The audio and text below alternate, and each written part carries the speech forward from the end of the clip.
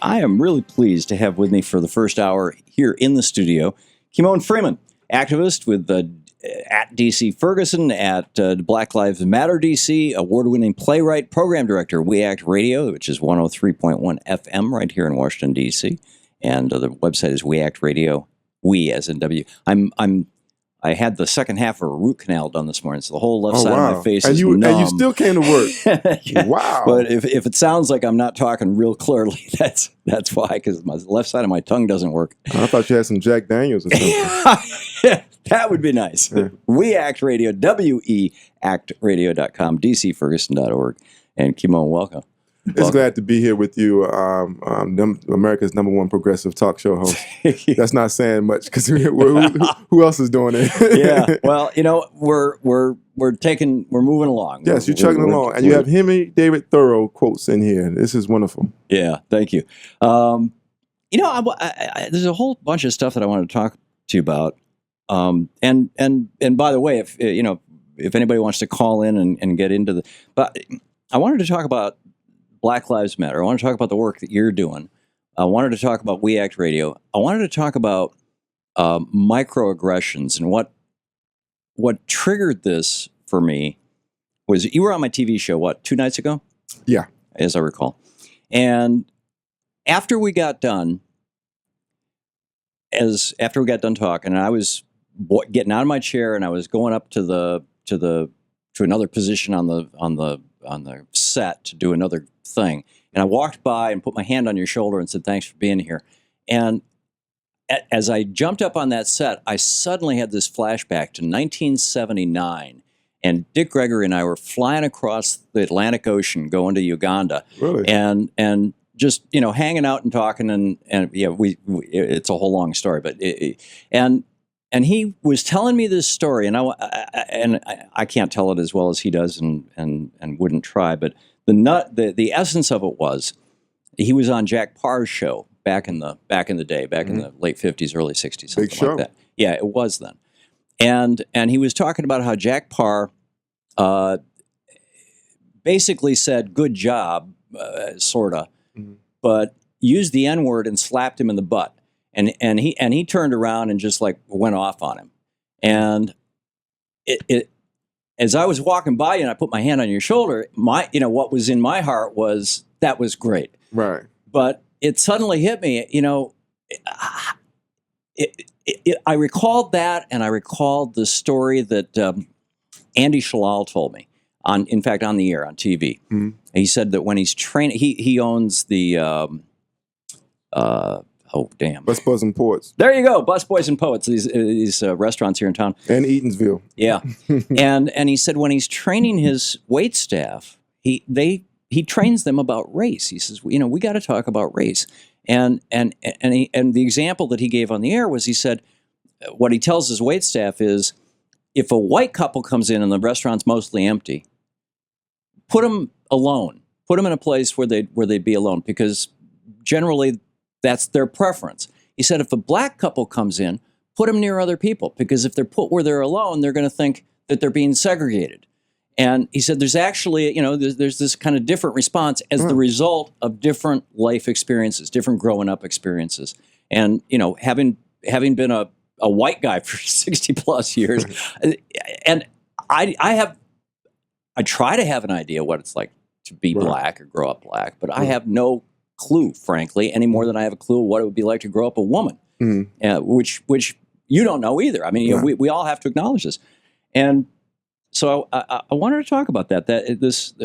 Was it Michelle Alexander who coined the phrase microaggression, or does that precede her? I'm not sure. But just these little slights that people experience throughout their lives. And now we're seeing this whole thing about doing psychological profiles and African Americans in the United States, even at fairly, like Eric Holder level, having basically PTSD from growing up in a society that terrorizes black people. So anyhow, I've been riffing here for 5 minutes. It's your turn. I'd like to hear your thoughts on all that stuff. Well, first I'd like to say that I didn't perceive that as a way to go boy, or as Parkman did with Dick Gregory, who's a great example of art and activism. Oh, yeah. His daughter, Ayanna Gregory, is also a great artist, a great friend of mine who lives here in DC.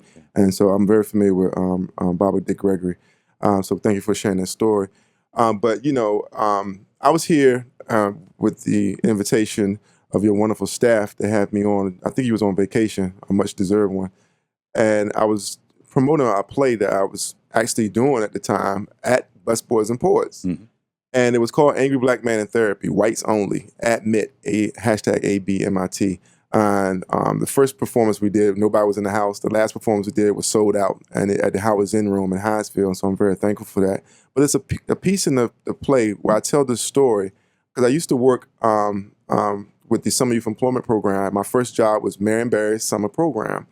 And if people want to know, for those out in your audience who don't know why DC loves Marion Barry, it's because he gave every kid a meaningful job, okay? And then the kid grew up being loyal to the guy that gave him his first meaningful job. So when politicians start having that type of impact on people's lives, then you will have that type of support and loyalty. Just want to put that out there. Yeah. So I'm at my first... In fact, Dick Gregory introduced me to Marion Barry. Is that right? Pardon my interrupting. No problem. It's a conversation without a beer. Yeah. So I'm at my first meaningful job. It was Ross Dixon in Massback. And the lead partner, something Ross, who was not a liberal, mind you. He was a friend of Ronald Reagan. His pride possession was this picture of him with Ronald Reagan in the White House, right? That was his pride possession. He owns land on Balboa Island off the coast of California, which is like the most expensive real estate outside of Manhattan. And so we had this Christmas party. And here I'm sitting in the bar with a millionaire, a senior partner, friends with the president. And he leans over to me, he's drunk now, because that's why I realized that alcohol is truth serum. So whenever I see people drinking, I listen intently, okay? Because a drunk man's words is a sober man's thoughts. And so he leans over to the bar and he says, Kymone, I just want you to know you're just as good as me. I said, thank you, Mr. Ross, I appreciate that. He's like, no, damn it, I mean it. You're just as good as me, and don't you ever forget it. I said, okay, great. Mr. White Man, with your arm around my shoulder, I'm making $7.25. Why don't you give me a raise? He just laughed, ha, ha, ha, ha, ha. Right. But I never forgot that because of our experiences of a lot of people have an elitist experience coming from, I don't want to assume that all white people have come from a privileged background, but there is a disproportionate amount of privilege in the white experience in America and a history of underprivilege in the black experience in America. Yeah. And so when we go through that, we tend to think that somehow something is wrong with us and something is good with them, because we have a society that says, oh, look at this guy, he has $50 billion. He's a genius, he's a wanderer, he's this, he's great. And look at all these 5 billion people that have nothing. They're ignorant, they're poor, this poor thing. And they'll realize, no, the guy with $50 billion robbed 55 billion people. And that's how he got, it's not, so it's an inequity. Or his daddy did. Right, or his daddy and he inherited. Like Trump. It's a scene, this is one of the things I love about social media. I know Twitter and Facebook are glorified advertising agencies, commodified our relationships and monitor the flow of information, but it's a necessary evil in this day and age. Having said that, there's this image of these kids watching a baseball game, looking over the fence, okay? They don't have tickets. They're trying to look over the fence to watch the baseball game. There's one kid on different stairs, but the tallest kid is on the high step. He should be on the lowest step so he can still see over the fence. The shortest kid should be on the high step so he can see over the fence too. Right. That's equality, and that's what we're trying to get to. And that comment from that man that day gave me a lift up on that step to see over the fence. That's interesting. We're talking with Kymone Freeman, activist with Black Lives Matter and program director of We Act Radio. And this is the Thom Hartmann Program. An award-winning playwright and all kinds of other cool stuff. We'll be back. Your calls and our conversation. Stick around. And there's a bunch of other stuff we're going to get into today as well. Stick around.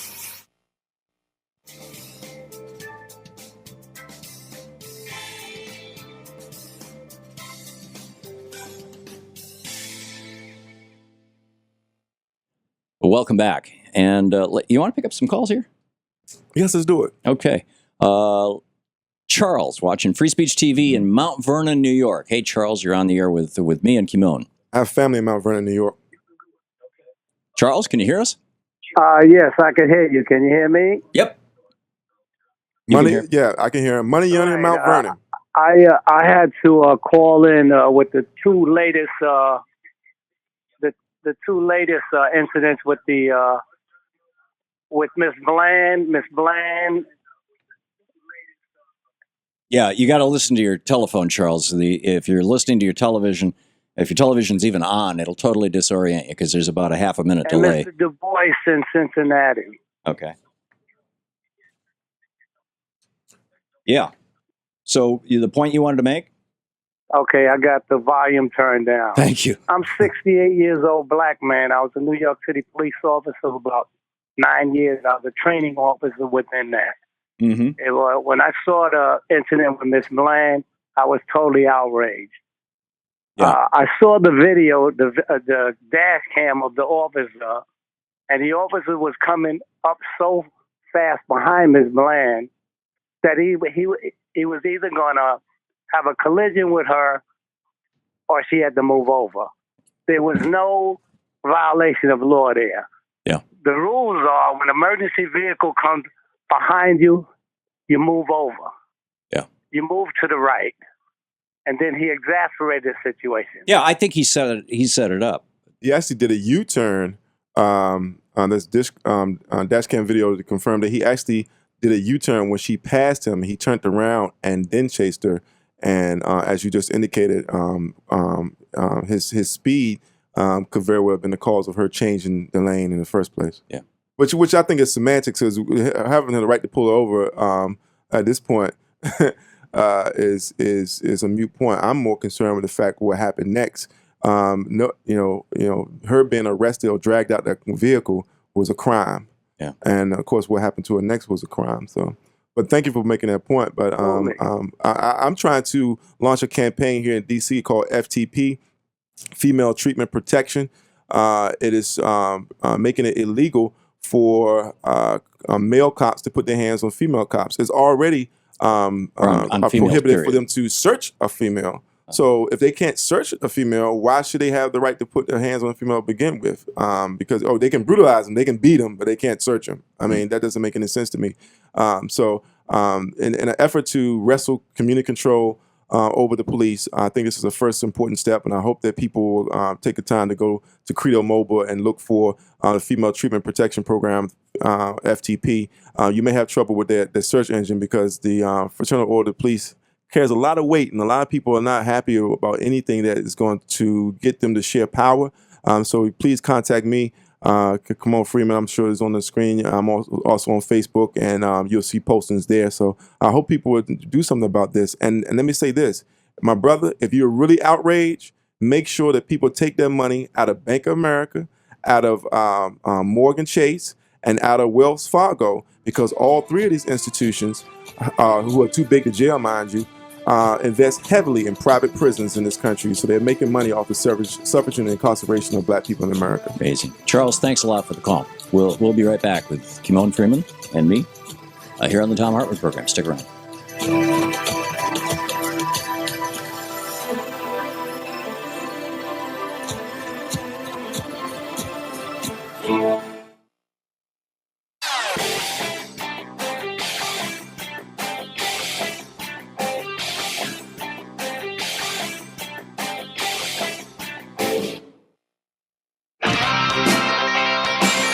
Welcome back. Thom Hartmann here with you. Kymone Freeman with me, and who you can find on Facebook. You can find all over the internet. Yes, on Twitter, I'm a guerrilla artist on Twitter. There you go.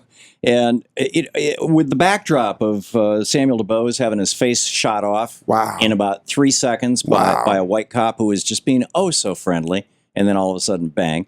And the story over on Alternate, 5 black women have been found dead in jail in the last month. It's not just Sandra Bland. And then last night, somebody put Confederate flags all around Martin Luther King's church, the Ebenezer Baptist Church. This is grim stuff. Anyhow, you were talking about. Well, I was saying off air that Harry Belafonte, one of my greatest heroes, is alive. Says that the agenda is to find the agenda, and so we're all scratching our heads on how do we begin to brick by brick dismantle white supremacy. How do we wrestle community control over our rogue police force? And I testified at the 21st Century President's task force on 21st century policing here in DC was at the museum. I met the president of the Fraternal Order of Police. I met the president of the police union, and I can tell you this is the Good Old Boys Network. And the entire panel was, with the exception of the mayor of Sacramento, yes, the mayor of Sacramento, it was a love fest. It was talking about how well the police are doing and how much crime is down. And yes, we have a few broken eggs here and there, but that's just collateral damage. It's casualties of war. Was the attitude that they had, and I don't accept that. I spoke about this, but I thought long and hard after seeing this. It's just such a sham, is what it is, because it was not putting forth any structural changes, and it definitely wouldn't address any of the calls for justice. Because mind you, all this is still happening, and if some accounts is escalating. So you have to ask yourself, how do we have a black president? How do we have a black attorney general, and we have this problem at this level of epic levels? It has been increased. Cell phones didn't just come out. This is not new technology. Social media did not just come out. That's not new technology. It's because we have armed good old boy network who are asserting themselves because they want to make sure that who's really in charge. And they want to make sure that that they can do this to you and nothing is going to happen. This is how it's always been, and by and large, this is what's going to be. And I think that's the attitude that's running through this. We have white supremacist, racist people with guns and badges, and they're enjoying their work. And until we acknowledge that, we're not going to be able to wrestle a sharing of power, because I need to hear someone say in a position of authority that any officer that breaks the public trust will be prosecuted to the fullest extent of the law. Yes, we've seen police officers charged. I'm not celebrating until I see police officers convicted. Yeah, I'm with you. And you're doing this FTP program. I want you to talk about that briefly, and let me just set that up, if I may. Women were the last to get the vote. Mm-hmm. Women were, prior to the 1920s, women could not even make a will independently. There had to be a male executor. They couldn't own property. They couldn't decide who their children would go to if they died. They couldn't decide, or if their husband died, they couldn't decide the religion in which a male executor would be appointed to take charge of them. Mm-hmm. We're running this on our newscast, actually, at the bottom of the hour. And now we've got 5 black women who have died in jail in the last month. But where I was going with that, in 1961, the birth control pill became widely available. 1973, we had Roe v. Wade. Suddenly, women had control over their bodies. They had control over reproduction.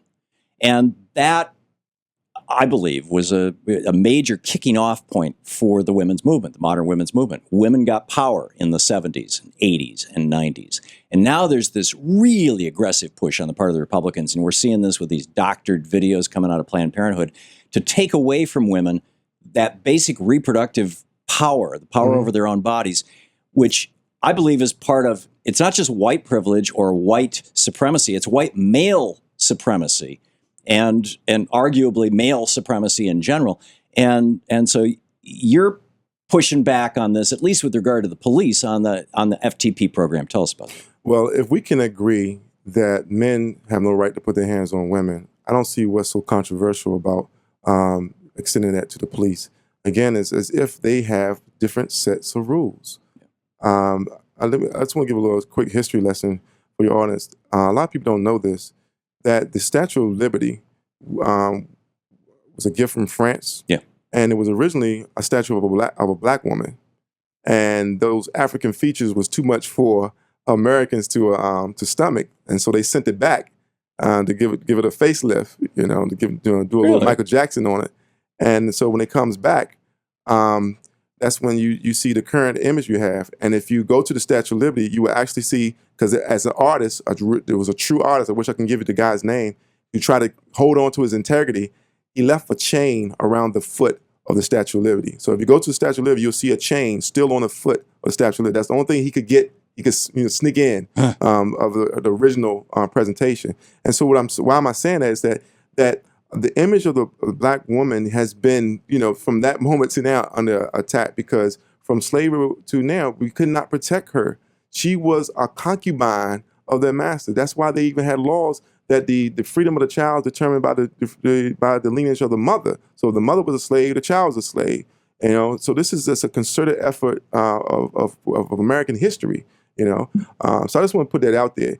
And I was just on PFW. You had mentioned in 103.1 was the first low power FM signal in the nation's capital, but the FCC has not approved our antenna location yet, so we have not turned that on. So hopefully, if we got some FCC people out there that actually believe in media, they can speed that up. But until that happens, WPFW is the best game in town in the nation's capital, and we was just on the air, and we was talking about with all these women killed. Where are the feminists out here? Where are the feminists being outraged about this? Where's those groups? Where are the libertarians, for that matter, about police violence? Yeah. You know, they're supposed to be so against government, and here's government executing people in the street. Yeah. You know, so where's that support? It's kind of like Ronald Reagan and the NRA. They have a problem taking the guns away from the Black Panthers. Yeah. They took their guns. Yeah. Knowing that, and the NRA didn't say anything. Yeah. So that's white supremacy. Right. Okay, we'll be back with Kymone Freeman. Stick around. Welcome back. Thom Hartmann here with you, and Kymone Freeman in the studio with me. Black Lives Matter activist, award-winning playwright, program director at We Act Radio here in Washington, D.C., weactradio.com. And where do we go with this conversation, or you want to pick up a phone call? Let's take a phone call. Okay. Shout out to the Baltimore Orioles, though. Why is that? Yeah, because the owner of the Baltimore Orioles was very supportive of the Baltimore uprising. He said that they tried to bait him into denouncing the riots by saying, "How do you feel about the violence happening in your city?" He said, "Well, of course we're against violence, all forms of violence. We're against the poverty and the undereducation and the police brutality and the wars." And then like, whoa. Yeah. You know, that was the owner's Baltimore Orioles' son position. I think he runs the team. And then they also tried to corner what's my brother's name, the general manager, Buck. I think his name's Buck. Shout out to Buck. And they asked Buck after a game, post-game conference, what type of advice would he give to the looters? He says, "Well, I don't know. You should ask them. You know, I never been black. I don't know what they had to go through. I don't know what the struggle is for them, and you don't either. Yeah. You know, you should talk to them." Yeah. You know. So shout out to Baltimore Orioles. And then when they did a game with an empty stadium, that was the real reason why you saw them parade those police officers out there the way they did, because that was affecting money. Yeah, that's powerful stuff. So I really appreciate them for making a stand. They've been giving out free tickets to kids ever since. Yeah. Alan in Glendale, California. Hey, Alan, what's on your mind? Oh, hi. Hi, gentlemen. How are you? I'm a little upset with some of the hits that black politicians have had to take for white politicians, and I'm going to go down the list. Colin Powell had to go before the UN and basically try to make the case for WMDs in Iraq. He had to lie. Yeah. And he knew it wasn't true. I've read comments by him. He said, "This is just not true," and he used a little bit more graphic language. But it wasn't Rumsfeld, or it wasn't Cheney, or it wasn't anyone else who went out there. It was Colin Powell. And he had to take the hit, and I think that is not a coincidence. You think, Alan, that George Bush was sitting around, George Bush and Dick Cheney were sitting around going, "We got to lie the world into this. How are we going to do this?" And Dick Cheney says, "Oh, let's get the black guy to do it." Yeah. Conspiratorial, but Colin Powell did have the military experience. He had the gravitas that none of those other guys had. Yeah. So I'm not sure exactly what the thinking was, but it wouldn't surprise me, but I can't say because I wasn't there. Yeah. And then secondly, after Benghazi, Hillary Clinton, she's not feeling well. Who takes the hit? Susan Rice, a black woman. She goes on the Sunday shows, and that kind of, doesn't help her career. And I feel that's very unfair. Whatever you think of Benghazi, what was Susan Rice having to go out there on Sunday and defend everything? Alan, thank you for the call. Colin Powell was a decorated war hero, a very high credibility figure. I think it's probable that the Bush administration pushed him out there, not because he was black, but because he was the guy that had the credibility to sell it to the rest of the world. And maybe being black would help that with, a large part of the world that's not white. But I don't know. Well, Harry Belafonte would dispute whether he was actually black, though. But you want to talk about that? Yeah, Harry Belafonte had an ongoing feud with Colin Powell. They was both Caribbean and from similar backgrounds, ethnic backgrounds, and he was just making the notion that he was a house Negro that was doing the bidding of the master, and that's exactly what he did there. And he was more than willing to do that. And so was Condoleezza Rice and Clarence Thomas and millions of others who've been successful in this country. That type of blackness is acceptable. The unforgivable blackness is when you have the audacity, like a Cynthia McKinney or someone, to go against the grain and speak out against what's going on. I met Colin Powell at the National Press Club a couple of months ago, and my own friends, people that know me and supposed to like me, I guess, I don't know if they love me or not, but they criticized me because I refused to shake his hand. They felt that I disrespected him by refusing to shake his hand. I'm like, I'm not under any obligation to shake anybody's hand.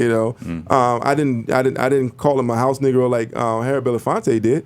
I didn't attack him, but I asked him. I'm like, what do you think now about? Would you have done things differently? He said, well, they gave me faulty information and and I'm looking at him like, okay, so if their intelligence community can't get it right, and this is millions of lives have been lost as a result of this. And of course, billions of dollars have been made as a result of this. Yeah. It doesn't look good to me at all. And I think that we need to be mindful that black faces in high places should not be room for comfort. So I would go along with you saying that they might not have gotten him because he was black, but it definitely did help with his credibility. But if Colin Powell had been white with the exact same CV background, not necessarily the life experience, but the same college, the same went into the military, same war hero, all that stuff,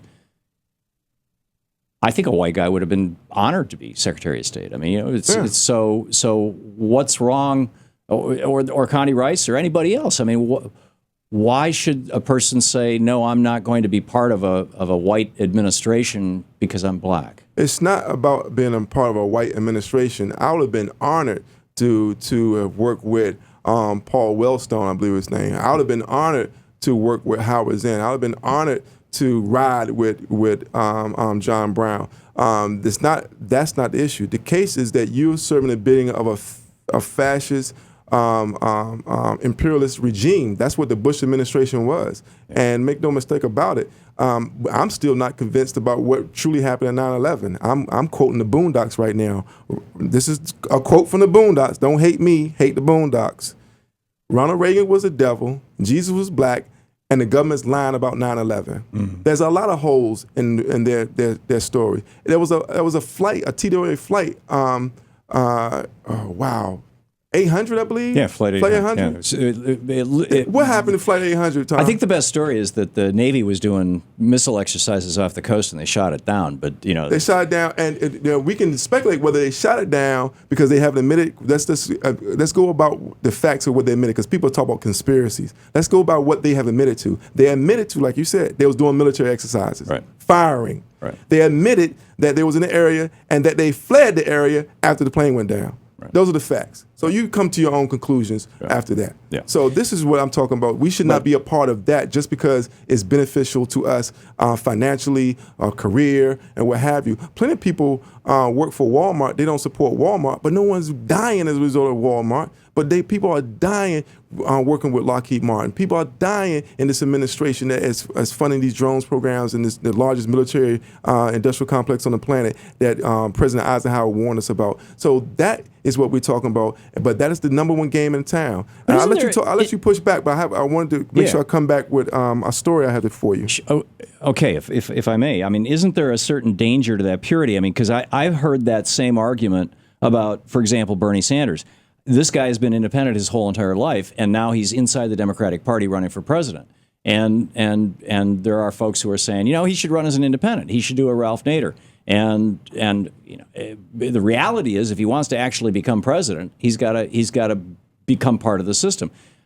How do you maintain your integrity? And I think Bernie will be able to maintain his integrity, but how do you maintain your integrity if you're saying, because I see this as a corrupt system, I'm not going to get inside it and conceivably try to change it? I don't want to discourage anyone, but history has shown us that more often than not, you do not change the system changes you. And if you are strong enough to resist that, then you don't get to stay around too long. So I applaud anyone who has the audacity to take on this system full force, like Bernie Sanders is talking about, because he is really talking about turning capitalism on his head. Yeah. And I support him in that. I think he needs to do a better job in making sure there's a black agenda. I think he needs to do a better job in making sure that if he's not successful, that because of our allegiance to the Democratic Party and our fearfulness of the Republicans, that we must automatically and blindly support Hillary. I disagree with that as well. Hillary voted for the Iraq War, by the way. I want to remind everyone that's supposed to be ready for Hillary. And I just want to put that out there. But let me say this. I had two neighbors. I was renting a basement apartment here in D.C., and I was a gay couple I was renting from, two gentlemen. One worked for the IMF, and the other one was a defense contractor in Iraq. The guy that worked for IMF, I had a conversation with these people over a beer, and he was basically, his area of concentration was India. He would go to India once or twice a year, and he was completely against the structural adjustment loans that he was there to enforce in India. He was against that. And his partner was a defense contractor in Iraq who was against the war in Iraq. He thought it was just for oil, and it was a bloody coup. He was against the war. I was like, why are y'all doing this if you're against it? He said, they pay us so well. Yeah. How else are we going to have this standard of living? How else are we going to pay for it? We understand it's wrong, but that's the job. Yeah.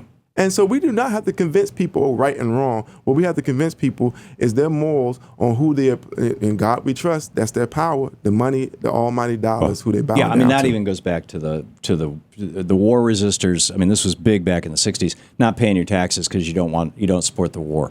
And there was, people went to jail around that. I mean, it's Thom, I'm going to have to say it. I've been a war tax resistor since October 16, 1995. Me personally. Well, the business is great. Me personally, and so what's my brother's name? The lawyer for O.J. Simpson. Oh, Johnny Cochran. Johnny Cochran supported me in that. And because we in D.C. with taxation without representation is unconstitutional. I thought that's what this country was founded on. There you go. Kymone Freeman. We'll be right back. You're listening to Thom Hartmann. Visit ThomHartmann.com for audio and video archives. We'll be back with your calls in just a minute.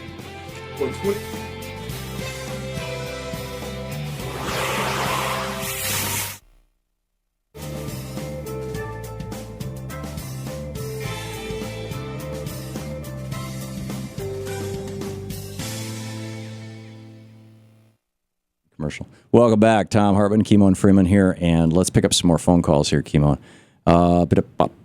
John in Birchwood, Wisconsin, watching Free Speech TV on DirecTV. Hey, John, you're on the air with both of us. What's up? Thanks for taking my call, Thom. First of all, I just wanted to let you know that your work is making a difference. 6 months ago, you can never have convinced me of white privilege. I'm learning from listening to you, and just want to let you know you're making a difference. My questions are, when you see this stuff on TV, especially when the police are in the wrong, it used to always be that we cannot comment about an ongoing investigation. Now when the police are wrong, I mean, they're out front giving details and information. How come? And then my second question is, are either of you afraid that with this tension that something's going to happen and this whole thing is going to blow up and we're going to end up with riots like, made the race riots in the 60s look like child's play? I mean, is that a concern with any of you? Or Come on. Thank you, John. Thank you for your call, and thank you for supporting Thom Hartmann's program and his work. I'm not going to say that I feel that we are heading towards that, because I don't think the riots, if there are large-scale riots, it won't be based upon, unfortunately, justice against the police murders and police brutality. It would be because of the rampant inequality and inequity in this country. The haves and the have-nots. We have the United States of America has the largest disparity of wealth of any nation in the world, as far as I know, and D.C. has the largest disparity of wealth in the nation, as far as I know. And because of that, at some point, we're going to reach the breaking point. Frederick Douglass said that the endurance of a tyrant, the power of a tyrant is measured by the endurance of those whom they oppress. And at some point, it's going to be reached a breaking point, and I think we're nearing that breaking point. Yeah, I think so too, and I think we're just another economic crash away from it. And the thing that is, I don't know if it's good news or bad news or whatever, is that the economic oppression that people of color have experienced in this country forever. White people are starting to say, hey, wait a minute, that's happening to me now too. As Reaganism creeps across America and the white middle class that pretty much didn't exist in the 1920s. I mean, in the 1920s, even white people were poor, working people. And FDR brought at least white folks up as a starting point, and then LBJ, we don't need to go through history lessons here, but I think that the whole country is starting to wake up. What do you think it's going to look like? You think it's going to be like the fall of the Soviet Union, or you think it's going to look like Greece? I think it's going to look like 1929. I think that I wrote a book about this right here. That's right. The crash of 2016. Every 80 years, we get an economic crash followed by a war. 80 years ago, it was the crash of 29 followed by World War II. 80 years before that, it was the crash of 1856 followed by the Civil War. 80 years before that, it was the crash of 1770 followed by the American Revolution. And you can take that back, actually, in these 80-year increments, all the way back to the 1400s. Oh, wow. In Anglo-Saxon society. And it's true of pretty much every culture. And I think it's because of what Arnold Toynbee said. He said, when the last man who remembers the horrors of the last great war dies, the next great war becomes inevitable because we only remember the glories. You know, when Phil Graham proposed in 1999 that we blow up Glass-Steagall, he said, it's been working for 80 years. We don't need it anymore. If he had tried that in 1950 when there were people alive in Congress who still remember the crash, he would have been laughed off the floor. But they were all dead. So anyhow, I see these cycles of history. We'll be back. We'll be right back.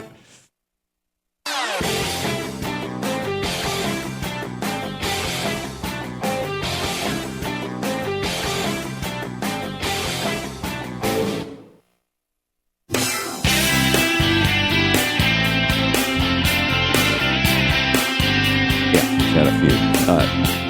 We're back. Thom Hartmann, Kymone Freeman, and this is interesting. David, listening on Sirius XM on San Diego, California. David, you're on the air with both of us. What's up? Hey, Tom. I appreciate you. You are the real deal, sir. Thank you. I wanted to say that H.R. 40 is something that, and I'm sure hopefully you guys know about it. That's John Conyers legislation, isn't it? Yes, sir. And reparations. For the last 25. No, it's not reparations. To my understanding, it's more of taking a look at the effects of slavery and what it has done and permeated throughout our nation and got us to this point. And having a committee and scholars and so forth to really delve into that. But what that does is get Americans to really bust open the egg and actually have a conversation about slavery and its past and try to put it to bed. And secondly, I know that Bernie Sanders is having issues with the Black Lives Matter situation. But if he was to embrace, and him and John Conyers are good friends, if he was to embrace this H.R. 40 and bring that onto his ideas, he would probably be in a lot better situation when it comes to how African Americans or minorities are looking at him now. It's a fantastic bill, and it should be brought to fruition. So I'll let you guys speak on that. Cool. Thank you, David. Thank you. Thoughts, Kymone? Yeah. Let me first comfort the white people. Because you're talking about a study. It was a study for reparations. No one's trying to garnish your wages like the IRS so that, I can get my reparations. What we're talking about is the government making corrections and past wrongs. And you got to understand that up until the 60s, we were legally oppressed, financially, physically, in every way imaginable. And to sit here and say that we have not been affected and that we just pull ourselves by our bootstraps is at best ridiculous. So we're talking about it because reparation, I'm not for just giving every black person $1 million. That's not going to solve the problem. What will happen, you have a bunch of expensive cars out here and people will just be buying bigger houses and the money will go right back to where it came from. we would have to have political education. It could come in the form of free state institution tuition. We used to be able to get it when we went to a state institution until Bill Clinton made it impossible because you could go to jail and get a degree. You know, Bill Clinton made that unattainable anymore. So there was a time when you went to jail and you came out educated, you know, like a Malcolm X. And they don't want any more Malcolms. They want degenerates with recidivism. And so anybody that wants to correct the nature of the beast, and this study would do that, will have a problem because it affects their bottom line. We're talking about one of the largest labor unions in the country, which is prison guards. We're talking about the largest prison system in the world, and you're trying to affect those numbers, you will have a lot of resistance in doing so. Yeah. Here's another issue Richard's got driving through Illinois. Hey, Richard, you're on the air. Hey, good morning, gentlemen. How are you doing today? Good. What's on your mind? No, my comment is that, you know, ever since the 80s when, you know, Reagan showed up and the whole push for smaller government, you know, money trickles down. And the federal government's giving less to the states are giving less to the local governments, and everybody's hurting for money. Most of the local police departments have turned to traffic stops as a revenue-generating source. You know, it's like one of their biggest ways to bring in cash. Yeah. And they concentrate most of these stops areas of, like, lower working class people of color, because they know these people don't have the resources or the time to sit there and even fight something as simple as a traffic ticket.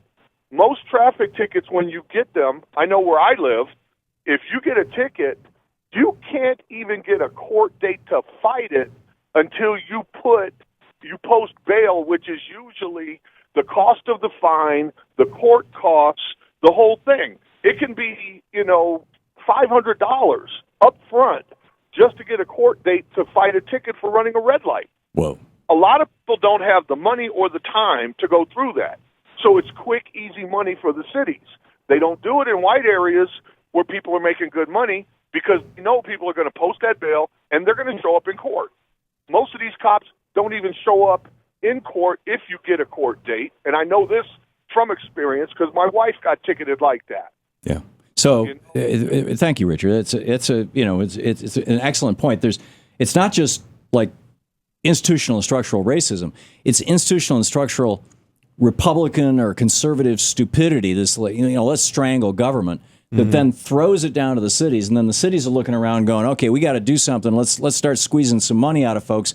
You cops do it. And then now you're talking to an institution that really came out of slavery, the police departments in the United States. And what are they going to do? They're going to pick on people that are not going to pick back. Yeah, I want to thank that brother for his call. He just reminded me I have an unpaid ticket in Ferguson while I was there. Uh-oh. So thank you. I need to take care of that. Fortunately, I'm on my bike today. I also want to point out in D.C., 90% of all arrests in D.C. is nonviolent. It's not criminals. 90% of all the arrests.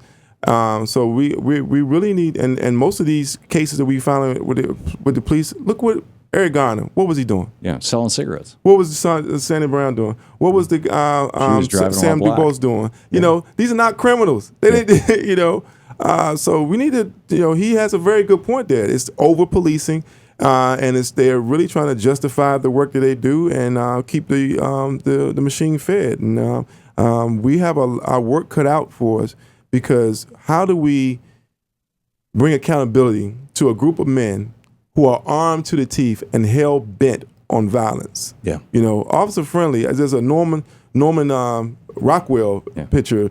Of the Officer Friendly sitting at the counter in some shop. He's looking down at the kid who's an obvious runaway. You remember that picture? Yeah, I seen it on social media. Well, now the guy's in, riot gear, looking at the guy, and the kid is scared, out of his skin. That's up against the wall. There you go. Yeah, there you go. Kymone Freeman. Check him out on Facebook, on Twitter, at weactradio.com, dcferguson.org. Artists. All over the place. There you go. Kymone, Kymone Freeman, Freeman. Great having you on. Thank you.